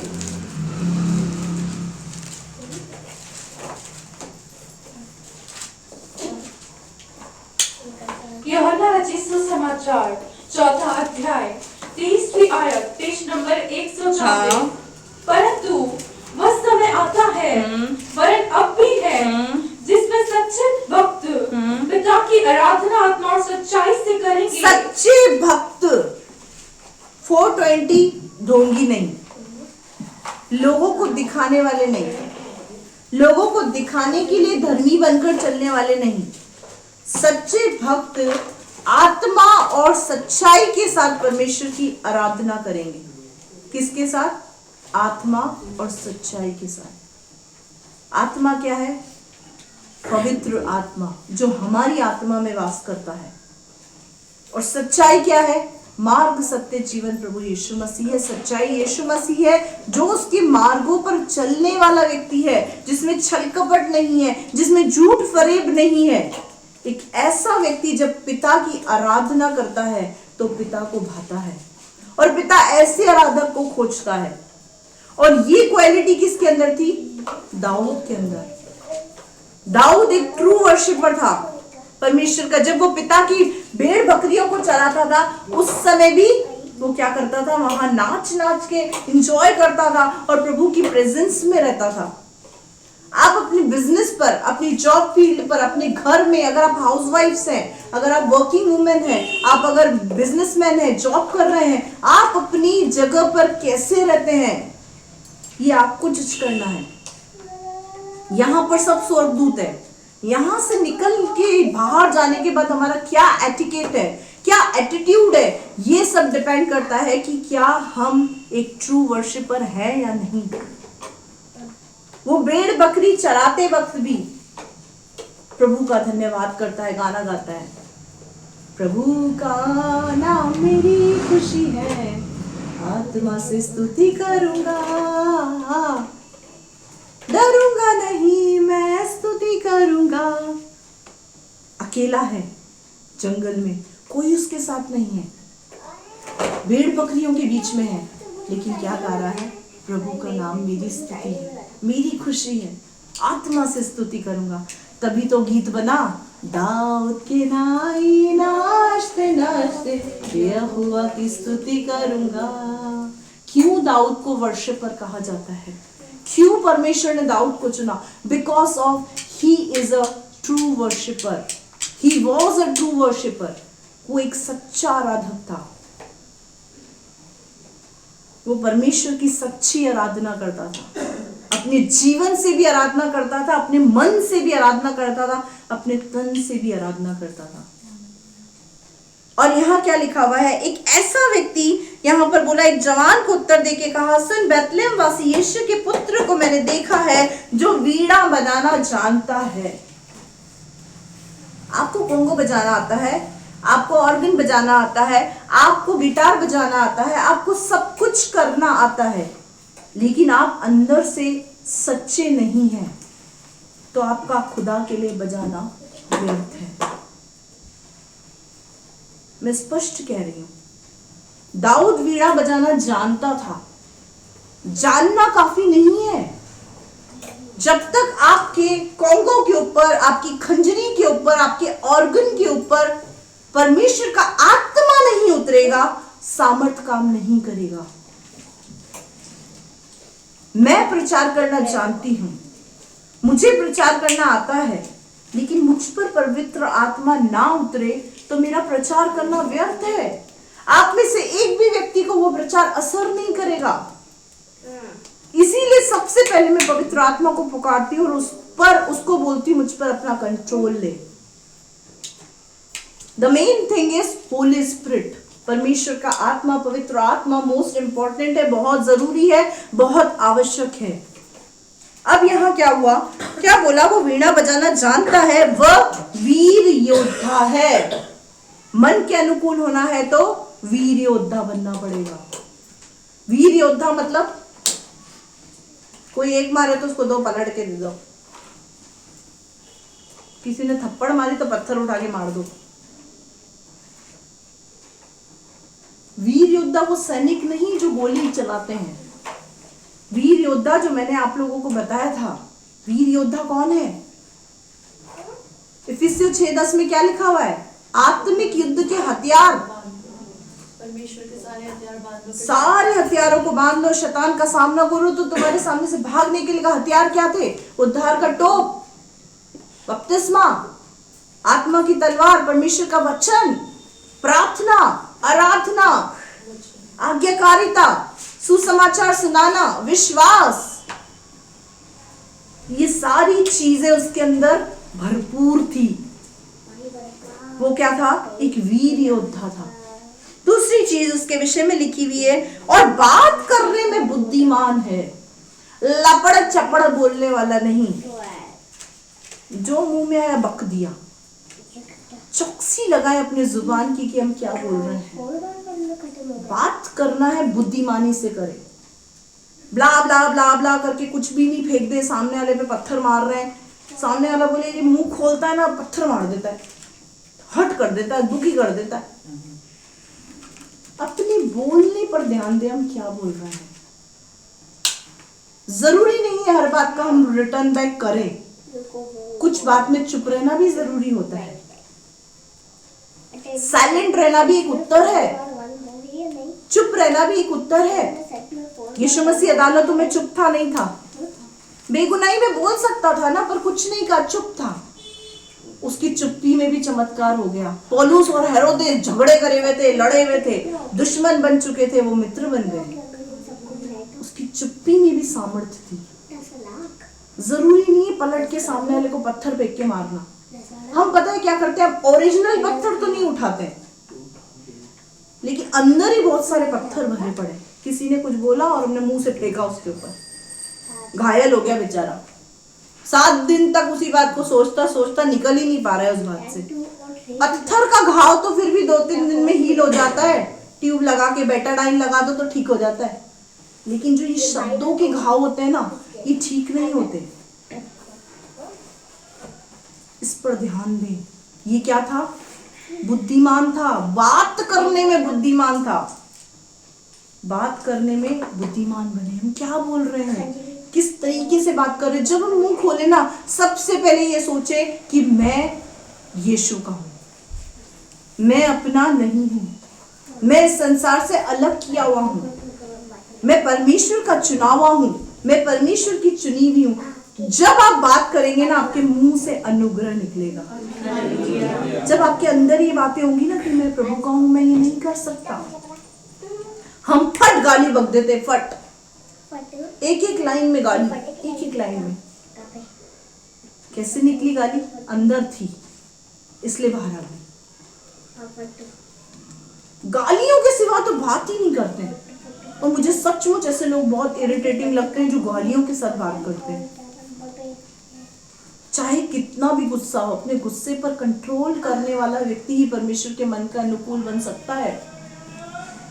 गुस्सा नहीं आएगा, बाइबल में ऐसा कहीं नहीं लिखा हुआ है, लेकिन ये जरूर लिखा हुआ है, क्रोध तो करो पर पाप मत करो। और गाली देना एक पाप है, अपशब्द बोलना पाप है, दोष लगाना पाप है। गुस्से में बोला समझ नहीं आती तेरे को, ये एक अलग है। और गुस्से में बोला तेरी माँ की, तेरी बहन की, ये अलग है। दोनों में डिफरेंस है। माँ की, बहन की, क्या माँ बहन की, ये सब चीजें बहुत डिफरेंस है। तुझे समझ नहीं आ रहा, वो भी गुस्सा था, लेकिन जो गाली बका ना, वो पाप था, वो गुस्से के साथ पाप था। हम अपनी जुबान पर कंट्रोल करें। वो बोलने में कैसा था, बात करने में कैसा था, बुद्धिमान। आगे, और रूपवान भी था, सब सर्वगुण संपन्न पुरुष। क्या था? हम जब एक पुरुष के लिए स्त्री ढूंढने जाते हैं तो सर्वगुण संपन्न कन्या ढूंढते हैं, भले ही पुरुष खोट से भरा हुआ हो। लेकिन अपने बेटे के लिए बहू कैसे ढूंढेंगे? सर्वगुण संपन्न, और पुरुष खोट से भरा हुआ। लेकिन ये कैसा था पता है? सर्वगुण संपन्न पुरुष। अक्सर जेंट्स को लगता है कि हम अपने आप को पवित्र नहीं रख सकते। दाऊद आपके जैसा ही था, यूसुफ आपके जैसा ही था। उसकी क्वालिटीज देखो, कितनी क्वालिटी उसके अंदर है। और सबसे इंपॉर्टेंट, परमेश्वर उसके साथ था। ये सारी चीजें अगर आपके अंदर होगी, तभी आप परमेश्वर के मन के अनुकूल होंगे। प्रेजेंस ऑफ गॉड आपके साथ हमेशा रहनी चाहिए। और वो कब रहेगी? जब आप बुद्धिमानी से बात करेंगे, जब आप एक वीर योद्धा की तरह चलेंगे, जब आपका उठना बैठना परमेश्वर को भाने के जैसा होगा, तब उसकी प्रेजेंस आपके साथ बनी रहेगी। जंगल में जब भेड़ बकरी चरा रहा है, ना भाई साथ है, ना पिता साथ है, अकेला है। मैं समझती हूँ दाऊद सिर्फ खुदा से कनेक्टेड होगा, क्योंकि वो अकेला अकेला जब रहता होगा तो वो क्या करता होगा? आप अकेलेपन में क्या करते हैं? क्यों लोग डिप्रेशन में जा रहे हैं? क्योंकि लोगों को अकेलापन खत्म कर देता है, मार देता है। लेकिन अगर अकेलेपन में आपका रिश्ता खुदा के साथ बन जाए ना, आप डिप्रेस्ड कभी नहीं होंगे। मेरी जिंदगी का, मैं अपनी जिंदगी का सबसे प्रेशियस टाइम उसे मानती हूँ जब मैं खुदा के साथ कनेक्टेड हो जाती हूँ। खुदा की उपस्थिति में बैठना इज डिफरेंट। खुदा की उपस्थिति में बैठना अलग है, लेकिन खुदा की उपस्थिति में बैठकर उससे कनेक्ट होना अलग है। इस मेजर डिफरेंस को आज विश्वासी लोग नहीं समझ पाते। प्रभु की उपस्थिति में बैठे ब्ला ब्ला ब्ला ब्ला ब्ला ब्ला बक बक बक करी उठ के चलते बने, वो कनेक्टेड होना नहीं है। आप उसकी उपस्थिति को जब तक महसूस नहीं करोगे तब तक आप उससे कनेक्टेड नहीं हो पाओगे। और जिस दिन आप उससे कनेक्टेड होकर प्रार्थना करोगे ना, आपको एक अद्भुत सुकून मिलेगा। और जब आप उठोगे ना तो ऐसा लगेगा मैंने सुकून पाया खुदा से। और जब कनेक्टेड हुए बिना प्रार्थना करोगे ना तो ऐसा लगेगा यार मैंने फॉर्मेलिटी करी, ये मैंने क्या किया। 1 घंटा मुझे प्रार्थना करनी थी 10 से 11, मैं 10 से 11 बैठ गई, बस हो गया काम। लेकिन जिस पल आप परमेश्वर से कनेक्टेड होकर प्रार्थना करोगे ना, पूरा दिन शांति में निकलेगा। कोई भी अपशब्द और कोई भी ऐसी बातें मन में आएंगी ही नहीं, और आएंगी ना तो ऑटोमेटिक खंडित होती चली जाएंगी। तो इसीलिए परमेश्वर से कनेक्टेड होना बहुत जरूरी। आगे पढ़ो। तब शाऊल ने दूतों के हाथ यिशै के पास ये कहला भेजा, अपने पुत्र दाऊद को जो भेड़ बकरियों के साथ रहता है मेरे पास भेज दे। तब यिशै ने रोटी से लदा हुआ एक गधा और कुप्पा भर दाखमधु और बकरी का एक बच्चा लेकर अपने पिता दाऊद के हाथ से शाऊल के पास भेज दिया। बस अब क्या हुआ? दाऊद का अभिषेक परमेश्वर ने किया, परमेश्वर ने उस पर चित्त लगाया। कारण क्या था? वो भेड़ और बकरियों को दोनों को संभालता था। हालेलुया। भेड़ और बकरियों को, क्योंकि खुदा को ये बात पता थी कि कलीसिया के अंदर भेड़ और बकरी दोनों आएंगे। खुदा को ये बात पता है कि इस कलीसिया में बकरियां भी हैं और भेड़े भी हैं। बकरियां मैं करती हैं और भेड़े यीशु के कहे अनुसार चलती है। भेड़ क्या बोलती है? जो यीशु बोलेगा मैं वो करूंगी। और बकरियां क्या बोलती है? मुझे तो ये चाहिए प्रभु। तू मेरी नहीं सुन रहा, तू मुझे नहीं देख रहा, तू मेरे बारे में नहीं सोच रहा। उसकी हर जुबान पर क्या होगा? मेरा, मैं, मेरा, मैं वही होगी। लेकिन भेड़ें क्या बोलेगी? जो प्रभु तू बोलेगा मैं वैसा करूंगा, जैसा तू बोलेगा। भेड़ क्या बोलती पता है? मैं घटूं वो बढ़े, ये भेड़ बोलती। बकरी क्या बोलती है? वो घटे मैं बढ़ूं। अब ये वाले हैं हम या ये वाले हैं? पिता को पता था मेरे राज्य में भेड़ बकरियां आएंगी, और ये भेड़ और बकरियों को दोनों को बढ़िया संभालता है। कलीसिया में भले भेड़े हो बकरियां हो, लीडर्स अप्रिशिएट देम, संभाले उनको, झुंझलाए नहीं। क्योंकि दाऊद के अंदर वो क्वालिटी थी, भेड़ और बकरी दोनों को मैनेज करता था। भेड़ पीछे खड़ी रहती थी, बकरी आगे आगे भागती थी। दाऊद भागता था, रुकना रुकना, तुम यही रुकना, तुम मेरी आज्ञाकारी हो, तुम यही रुकना। तो कई बार अगवे अगर किसी बकरी के ऊपर मेहनत कर रहे होते हैं ना, तो भेड़ों को मुंह नहीं सुझाना चाहिए। क्या बोला? जब अगवे किसी बकरी को भेड़ बनाने की कोशिश करते हैं ना, तो वो इतना आसान नहीं होता है। एक जब बकरी आती है यहाँ पर, तो बकरी क्या करती है? आगे आगे भागती है, उसको पकड़ना पड़ता है। रुक जा धीरे चल बेटा, कोई भेड़िया आके फाड़ जाएगा तुझे। तो क्या होता है? भेड़ें मुंह नहीं सुझाती। भेड़ें क्या करती है? खड़ी रहती है, इंतजार करती है, हमारा चरवाहा आएगा, हमारा चरवाहा आएगा। और हमको भी उसके साथ बकरियों के लिए मेहनत करनी है। भेड़ें मुंह सुझा के चली जाती हैं क्या? हम पे तो ध्यान ही नहीं, बदल गए, चेंज हो गए, पहले जैसे नहीं रहे। ऐसा ही होता है ना। जब बकरियों के ऊपर फोकस हो रहा हो ना, तो प्रभु का धन्यवाद करें कि प्रभु ये भेड़ें बनने वाली है। आपका क्या काम है? आपका क्या काम है? पीछे खड़े होकर उन बकरियों के लिए प्रार्थना करना कि वो बकरी भेड़ बन जाए। भेड़ों को पीछे खड़ा करके जब जाता होगा ना दाऊद, तो वो खड़ी खड़ी देखती होंगी। अब प्रार्थना थोड़ी आती होगी उनको, तो खड़ी खड़ी वो देखती होगी कि पकड़ के लाएगा, हमारा सेठ पकड़ के लाएगा, हमारा चरवा उनको पकड़ के लाएगा। वो ये देखती है ना, वो पकड़ के लाएगा, और पकड़ लिया उस बकरी को पकड़ लिया। अपनी भाषा में आपस में बात करती होंगी, पकड़ लिया। तो आपको भी अपनी भाषा में भेड़ के बकरी होने की बातें करनी है कि बकरी भेड़ बन जाए। आप क्या करते हो? भेड़ से ही बकरी बन जाते हो। अपने रास्ते पकड़ लेते हैं, ये तो बदल गए, ये तो चेंज हो गए, ये तो ऐसे हो गए, तो वैसे हो गए। मुंह सड़ाना शुरू हो जाता है, सूज जाता है मुंह, खरबूजे जैसा मुंह बना के आ जाते हैं, फिर चेवड़े जैसा मुंह लगने लगता है। क्या हुआ? ऐसा क्या कर दिया? आप कम हैं, बहुत भीड़ आनी है, बहुत बकरियों को भेड़ बनाना है। तो ये मुंह सड़ा सड़ी कब तक हम टॉलरेट करते रहेंगे? क्यों सूझा भाई? इसलिए सूझ गया। भेड़ की क्वालिटी मुंह सुझाना नहीं होती है। एक भेड़ बने और हमारी मदद करे।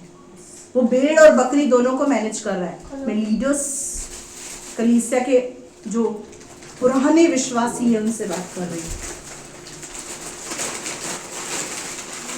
इस तरीके की बातें, बदल गए, चेंज हो गए, पहले जैसे नहीं रहे, ये सारी बातें छोड़ दें, प्रार्थना करें। प्रभु ने सिर्फ आपके लिए हमको नहीं चुना है, प्रभु ने हमें मानव जाति के लिए चुना है। सिर्फ आपसे चिपके रहेंगे, लिपटे रहेंगे तो ऐसा तो हो ही नहीं सकता, संभव ही नहीं है ना, पॉसिबल नहीं है कि आपके ऊपर ही पूरा फोकस डाल के चले। तो क्या था? भेड़ और बकरी दोनों को टेक केयर करने वाला व्यक्ति था, इसीलिए परमेश्वर की दृष्टि में वो चुनाव में आया। अगर आप लीडरशिप के अंदर हैं और आप भी चाहते हैं परमेश्वर के मन के अनुकूल बने, तो भेड़ और बकरी दोनों को मैनेज करना सीखें। डिस्करेज ना हो। आपके पास कोई विश्वासी आता है, वो नहीं मान रहा, एक बार नहीं मान रहा, दो बार नहीं मान रहा, तीसरी बार ठोकर खा के आपके पास आएगा। पर जरूरत क्या है? उसके लिए प्रार्थना करना। हम प्रार्थना करना छोड़ देते हैं।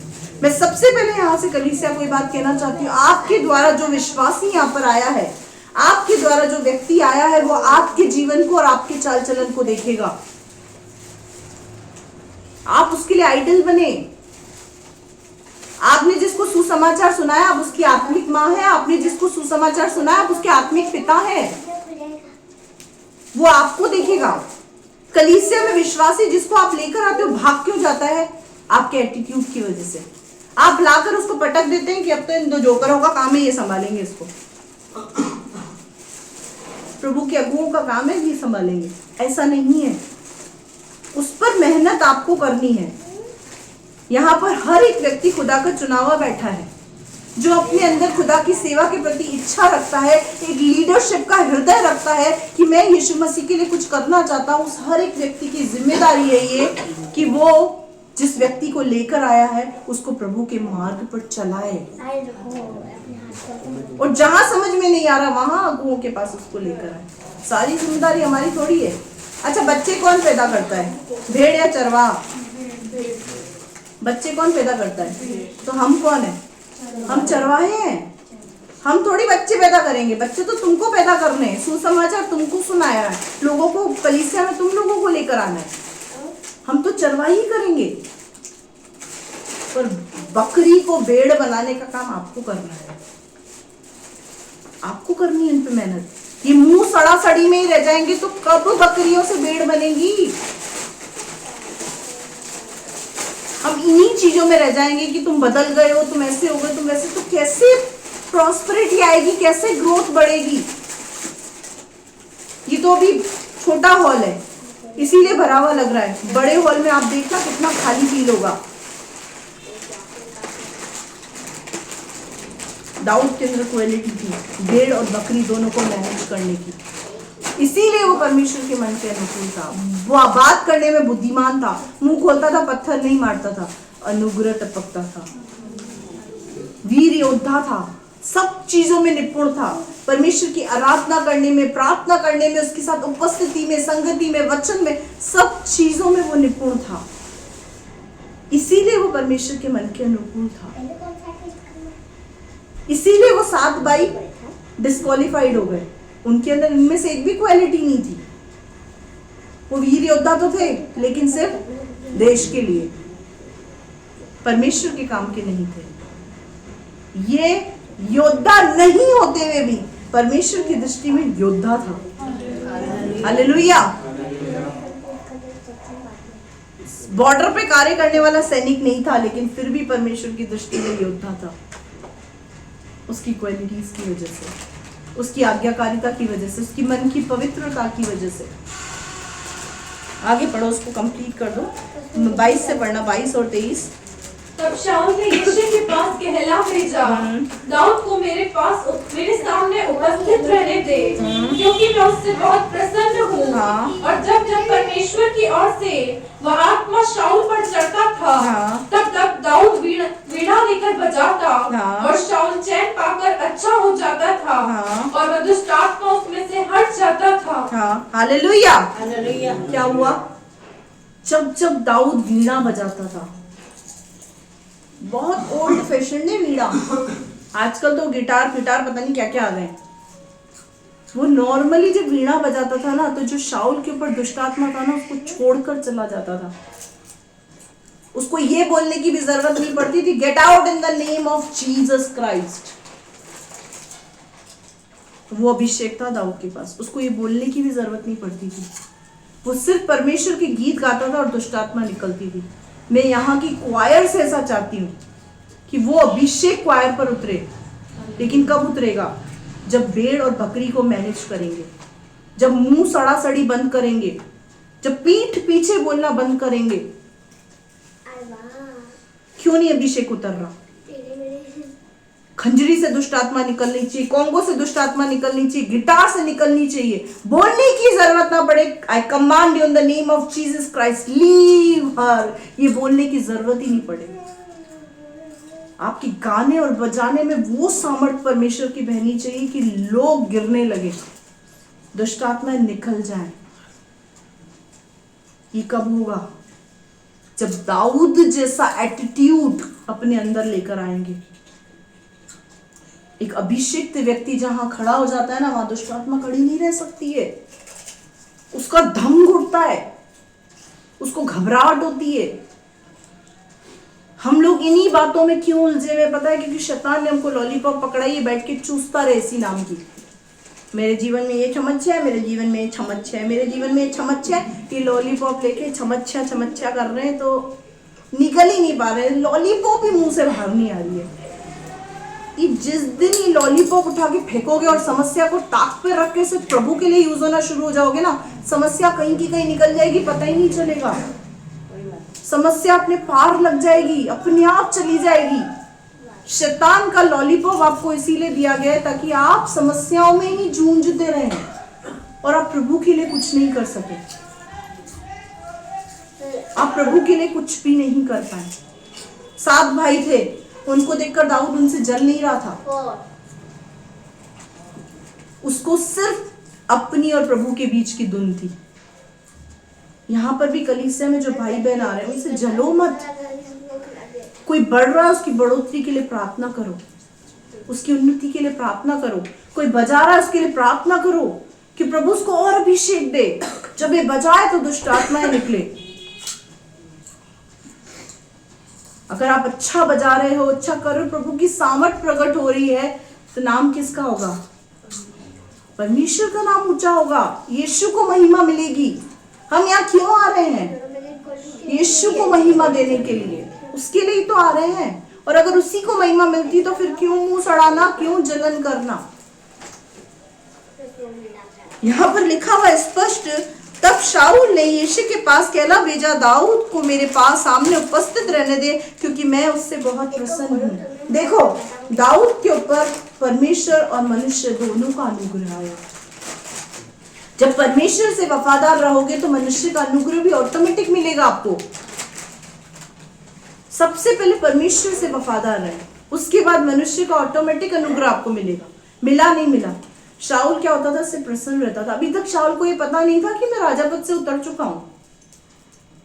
अभी तक ये शाऊल को बात पता नहीं है, शाऊल से हिडन है ये बात। शाऊल दाऊद से खुश रहता था और बोलता था इसको मेरे पास ही रखो। ये जाता है, दुष्ट आत्मा वापिस आ जाती है। ये जैसे ही निकलता है दुष्ट आत्मा वापस आ जाती है। कई लोगों का एक्सपीरियंस होगा कि हम प्रभु के भवन में रहते हैं तो बहुत अच्छे रहते हैं, लेकिन जैसे ही घर जाते हैं तो अथल पथल क्यों हो जाती है हमारी साइड। ऐसा लगता है जैसे हम प्रभु के भवन ही में बैठे रहे। उसका कारण मैं बताऊं, क्योंकि जब आप यहाँ बैठे होते हैं तो प्रभु की उपस्थिति आपके साथ होती है, आपके बीच में होती है। तो इसी उपस्थिति को अपने चलन में लेकर आ जाए तो आपको हर दिन शांति महसूस होगी। इस उपस्थिति को अपने चलन में लेकर आए, इस प्रेजेंस को अपने चलन में लेकर आए, अपने बिजनेस फील्ड पर, अपनी जॉब फील्ड पर, अपने स्कूल्स में, जहां पर भी आप हैं उस फील्ड में इस उपस्थिति को लेकर आए। आपको अद्भुत शांति महसूस होगी। सिर्फ संडे के दिन नहीं, मंडे टू संडे आपकी बल्ले बल्ले हो जाएगी। हालेलुया। भेड़ बकरियों के बीच में अकेला है। बहुत भेड़िए भी आते होंगे, आगे मैं आपको उसके बारे में बताऊंगी। ये पता है क्या करता था, भेड़िए आते थे उनको फाड़ देता था भेड़ बकरियों की रक्षा करने के लिए। भेड़ियों को उसने फाड़ डाला है, सिंहों को उसने निचोड़ डाला है। इतना छोटा बच्चा, कारण पता है क्या है? कारण बस ये है कि इसके ऊपर परमेश्वर का आत्मा कार्य करता था, परमेश्वर की उपस्थिति इसके साथ थी। ये एक सामर्थ्य था। भेड़िया कौन है? शैतान। वो क्यों आपको फाड़ने की स्थिति में आ जाता है? क्यों? क्योंकि परमेश्वर की उपस्थिति आप अपने जीवन में नहीं रख पाते। यहाँ पर शाऊल के साथ भी ऐसा हुआ। परमेश्वर की उपस्थिति जैसे ही गई दुष्ट आत्मा आ गया। परमेश्वर की उपस्थिति में बने रहें, उसको अपनी उपस्थिति में बनाए रखें। परमेश्वर ने अब्राहम से क्या कहा? मेरी उपस्थिति में चल और सिद्ध बनता चला जा। परमेश्वर की उपस्थिति में ही सिद्धता है। उसकी उपस्थिति को अपने जीवन में रखें। और क्या होता था? और जब जब परमेश्वर की ओर से वह आत्मा शाऊल पर चढ़ता था, तब तब दाऊद वीणा बजाता और शाऊल चैन पाकर अच्छा हो जाता था और वह दुष्ट आत्मा उसमें से हट जाता था।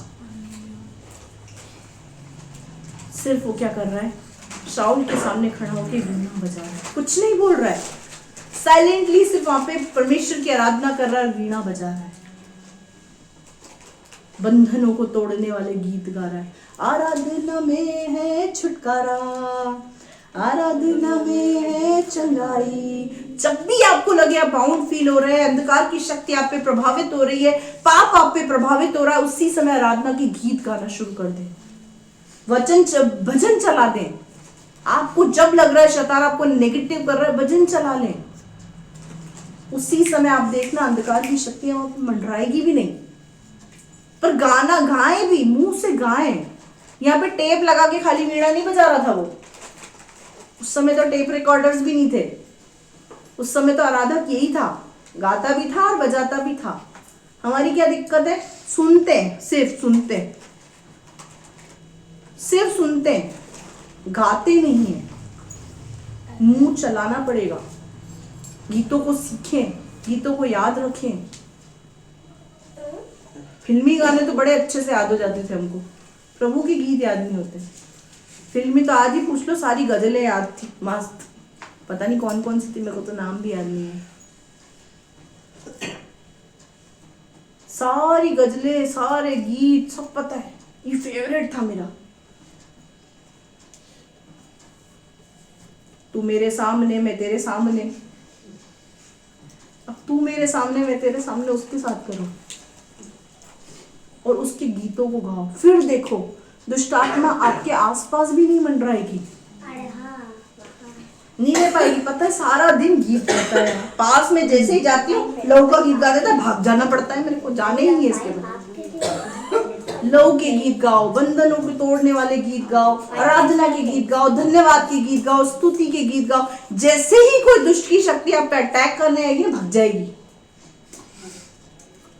जैसे ही आपने गाया तेरा लहू शिफा देता है, भग जाएगी, वो आएगी। आप बताओ आएगी क्या? जब यहाँ पर गीत गाते हैं, आराधना करते हैं, दुष्ट आत्माओं को निकालते, दुष्ट आत्मा झूमने लगती, मैं जा रही हूँ, मैं जा रही हूँ, मैं जा रही हूँ, मैं जा रही हूँ। तो ऐसा ही हर दिन आपके साथ होगा, उसकी उपस्थिति आपके जीवन में बनी रहेगी। इसीलिए मैं कह रही हूँ ट्रू वर्शिपर बनो, उसकी उपस्थिति को अपने साथ रखो। दाऊद वीणा बजाता था, शाऊल चैन पाता था, शाऊल आजाद हो जाता था, शाऊल को शांति मिल जाती थी। अगर आप भी चाहते हैं आपके इर्द गिर्द वाले आशीष पाएं, शांति पाएं, तो अपने घरों में भजन को चलाएं, गाएं उसको इतनी जोर से भी नहीं कि पास में बच्चा पढ़ रहा है तो लड़ाई झगड़े हो जाए। फुल आवाज में चला के बैठे और नाच रहे हैं जोर जोर से, धमाक धमाक धमाक धमाक। पड़ोसी आ गया, बोला मेरा बच्चा पढ़ रहा है, क्या फेल करवाना है क्या उसको? पढ़ने दो उसको। आप भजन चलाएं, उसको गाएं। आप धीमी आवाज में भी गाएंगे ना तो भी बंधन टूटेंगे। हालेलुया।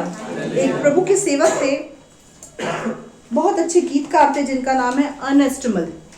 उनके आपने सॉन्ग सुने होंगे, जो लहू के सॉन्ग अधिकतर वो बहुत गाते थे। लहू लहू यीशु का लहू, और वो एक और गाना है बहुत अच्छा है उनका, जिंदा लहू। उनके इस टाइप के बहुत सॉन्ग्स थे। पता है उनकी जो टेस्टिमनी थी, अभी तो वो प्रभु में सो गए हैं, वो भी हमारे बीच में नहीं है। उनकी ये गवाही थी कि जब वो गाते थे ना तो 20-20 किलोमीटर तक दुष्ट आत्मा नहीं भटकती थी। और अगर पीछे कोई व्यक्ति दुष्ट आत्मा से ग्रसित पड़ा रहता था ना, वो अपने आप आगे आ जाता था, चाहे कितनी भीड़ में पीछे क्यों ना हो, वो अपने आप आ जाता था और दुष्ट आत्मा से आजाद हो जाता था। इतने ट्रू वर्शिपर थे वो, सिर्फ उनके गीतों में ही चंगाई और छुटकारे थे। वो दूसरे थे पैरल से, तो वो ट्रू वर्शिपर बने। आराधना में यहाँ पर बोलने की ही जरूरत ना पड़े, नाचो नाचो नाचो। पैर हम लेकर आते हैं, साथ में घर छोड़ के आते हैं, घर छोड़ के आते हैं। वो बेटी बोल रही घर छोड़ के आते हैं, साथ लेकर आते हैं तो पैरों को चलाएं, हाथों को चलाएं। सर्दी आएगी तो सबके हाथ जैकेट में ऐसे ऐसे करके नाचेंगे। यहाँ पर ये लोग अपनी जेबों में हाथ डाल के आपके सामने आराधना करें तो कैसे लगेंगे आपको? कार्टून टाइप के लगेंगे ना। तो ऐसे ही कार्टून यहाँ वालों को आप लगते हैं। आराधना करनी है, खुल कर करें, ट्रू वर्शिपर बने अंदर से। जो मैंने पॉइंट्स बताए, उन पॉइंट्स के अनुसार आप परमेश्वर के मन के अनुकूल बन सकते हैं। आज्ञाकारिता, मन को पवित्र रखना, बोलने में बुद्धिमान, बात करने में बुद्धिमान होना, वीर योद्धा होना। उसके बाद जब ये सब कुछ करने के बाद, ये रुस्सा रुस्सी छोड़ दो, ये सब कुछ छोड़ने के बाद भेड़ बकरियों को मैनेज करने वाले अगर आप बन गए ना, तो आप परमेश्वर के मन के अनुकूल बन जाएंगे। जहां जहां जाएंगे परमेश्वर की उपस्थिति आपके साथ जाएगी, जहां पर भी आप जाएंगे। True worshipper. आप में से कुछ लोगों ने इसको महसूस किया होगा, सबने तो मैं नहीं कह सकती, लेकिन हाँ कुछ ने किया होगा। जहां कोई भी नहीं खड़ा होता, जिस ठेले पे, उस ठेले पे आप जाके खड़े होते हैं तो भीड़ लग जाती है। कारण पता है क्या है? परमेश्वर की उपस्थिति। तो ऐसे बने ना कि जहां पर आपके पैर पड़े ना, वहां पर लोग माला माल हो जाए। हालेलुया।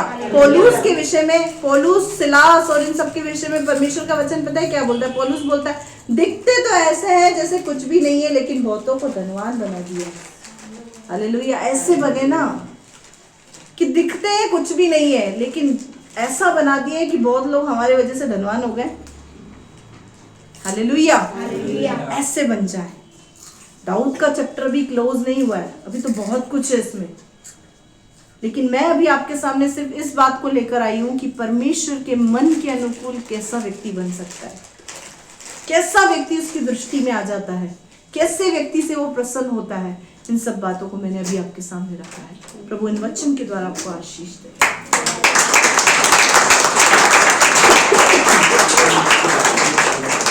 आइए अपनी आंखों को बंद करेंगे, हम प्रार्थना में चलेंगे। हालेलुया।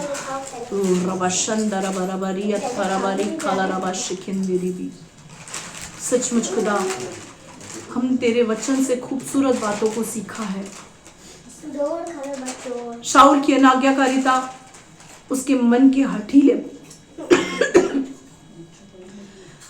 हठीले स्वभाव ने उसके अभिषेक को गवा दिया। शाऊल तेरे अभिषेक की वैल्यू को नहीं समझ पाया। चंद लालच, अनाज्ञाकारिता, मन के हठीले पन्ने शाऊल को तेरी दृष्टि में अस्वीकृत कर दिया। वही हम दाऊद के विषय में देखते हैं। प्रभु 7 भाइयों से भिन्न था। पिता की भेड़ बकरियों को चरा रहा है, पिता के प्रति वफादार है, ईमानदार है, आज्ञाकारी है, और इतना ही नहीं, भेड़ और बकरी दोनों को मैनेज करने वाला है। भेड़ों को कैसे संभालना है वो भी उसको आता है, और बकरियों को कैसे संभालना है वो भी उसको आता है। बात करने में बुद्धिमान, रूपवान, वीर योद्धा, और सबसे बढ़कर तेरी उपस्थिति में रहकर तेरी आराधना करने वाला व्यक्ति था। उसके जीवन के अंदर एक अद्भुत पवित्रता को हम देख रहे हैं। इसीलिए परमेश्वर तेरा वचन कहता है कि दाऊद तेरे मन के अनुकूल था। उसके अंदर ये खूबीज थी प्रभु, ये क्वालिटीज थी, ये खूबियां थी उसके अंदर। इसी वजह से प्रभु तेरे मन के अनुकूल बना। खुदा, मैं तुझसे प्रार्थना करती हूँ, मैं तुझसे विनती करती हूँ मेरे परमेश्वर पिता, आज यहाँ पर जितने लोग बैठे हैं प्रभु, और जितने सुन रहे हैं, जितने देख रहे हैं, जितने आगे सुनेंगे प्रभु, उन सबको तो अपने मन के अनुकूल बना दे। उन सबको तो अपने मन के अनुकूल बना दे खुदा। एक अद्भुत परमेश्वर व्यक्ति उनको बना दे, ताकि जहां वो खड़े हो तेरी उपस्थिति वहां हो। जलन, कुड़न, हसरत, मुंह सुजाना, उल्टी सीधी बातें बोलना, नेगेटिव बोलना, नेगेटिव सोचना, एक दूसरे के बारे में गलत बोलना, सब कुछ खत्म होने पाए इस कलीसिया से यीशु के सामर्थी नाम। हर एक जन प्रभु सिर्फ तेरी सामर्थ के लिए मेहनत करने पाए, तेरे लिए मेहनत करने पाए, तेरे लिए जीने पाए। मैं तुझसे विनती करती खुदा, जब आराधना यहाँ से होती, क्वायर आराधना करती, बंधन तोड़ आराधना होने पाए, दुष्ट आत्माएं निकलने पाए, बीमार चंगे होने पाए, लंगड़े चलने पाए, अंधे देखने पाए, गूंगे बोलने पाए, बहरे सुनने पाए। ओ रबा शंदर रबा रबा रियत्था रबा रिखल रबा शिखिंदेरी। क्वायर पर तो अभिषेक कर प्रभु, कलीसिया के ऊपर तो अभिषेक कर खुदा।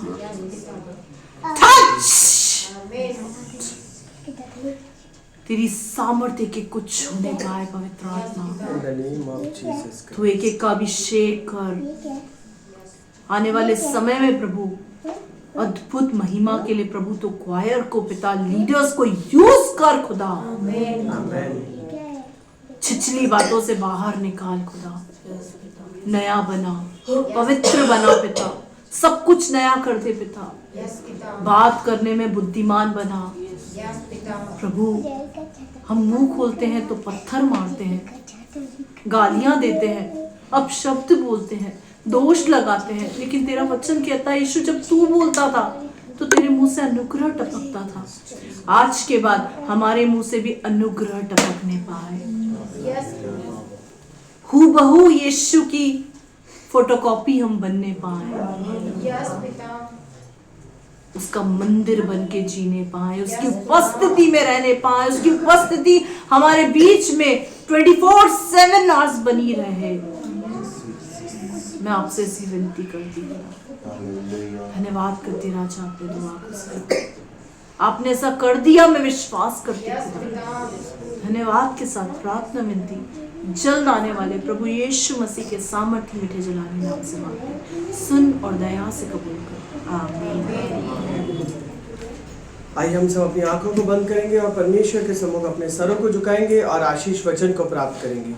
पिता परमेश्वर का प्रेम, प्रभु यीशु मसीह का अनुग्रह और पवित्र आत्मा की सहभागिता आपके और हमारे साथ सदैव बनी रहे। हम सब कहें आमीन। आइए हम आशीर्वाद को प्राप्त करेंगे। आशीर्वाद को प्राप्त करें। त्रिएक परमेश्वर आपको आशीष दे, आपकी रक्षा करे, अपने मुख का प्रकाश आप पर चमकाए, आप पर अनुग्रह करे, अपना मुख आपकी ओर करे, आपको अपनी शांति से भरे। सब कहे आमीन। प्रभु आपको आशीष दे। जय मसीह की। Praise the Lord, praise the Lord.